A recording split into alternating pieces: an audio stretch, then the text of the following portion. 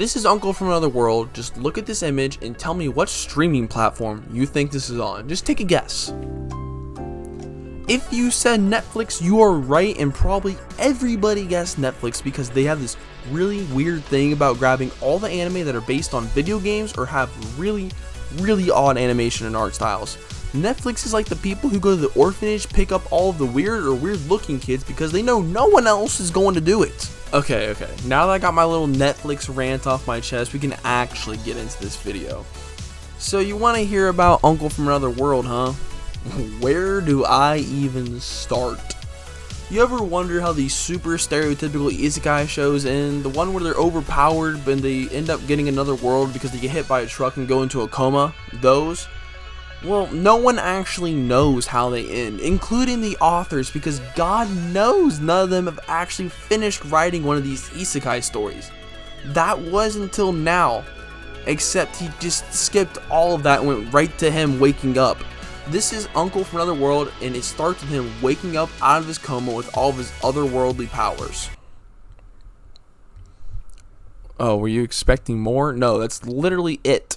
He just moves in with his nephew and they make a living off of making YouTube videos exploiting his uncle's magic powers, and the account's called Wiibz Reviews, and you should subscribe if you're enjoying the quality content and like the video while you're at it.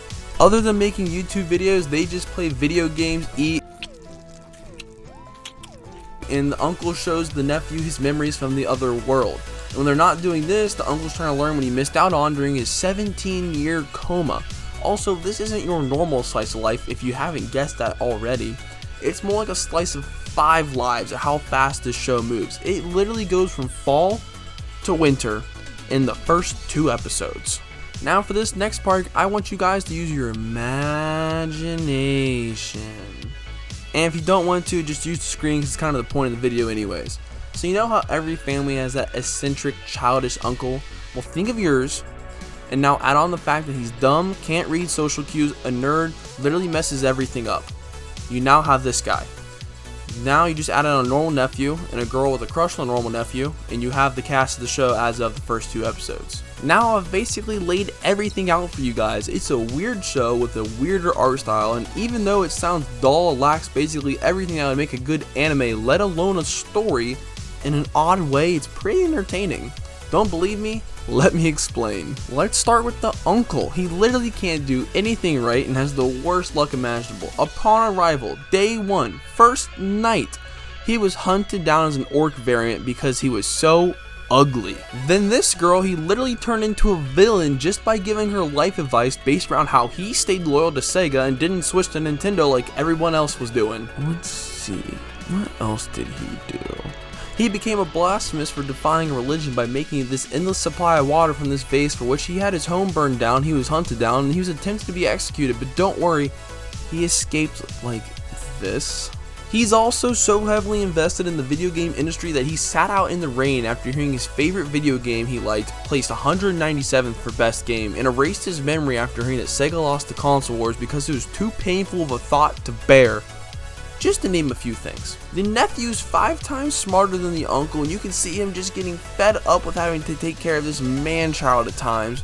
The girl comes into the picture.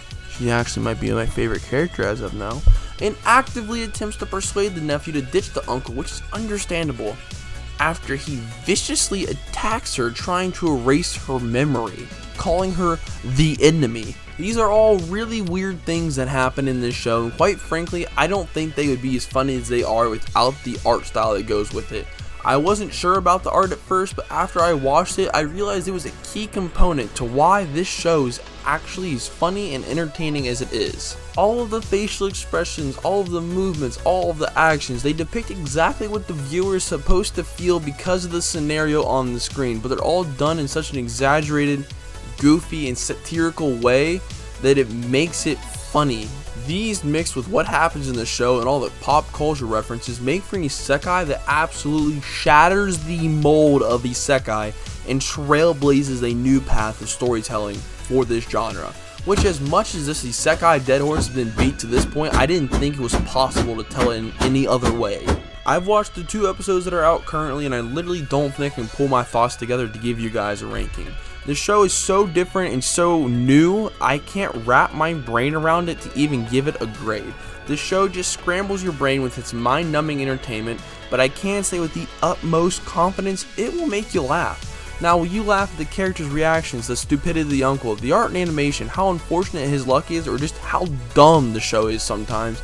I don't know, but there's humor here for everyone. But that's all I got for you guys today. I hope you enjoyed my review of The Uncle from Another World or Isekai Ojisan. If you did, go ahead and like and subscribe. Let me know what your thoughts are on the show. I still don't know what mine are, and I'll see you in the next one.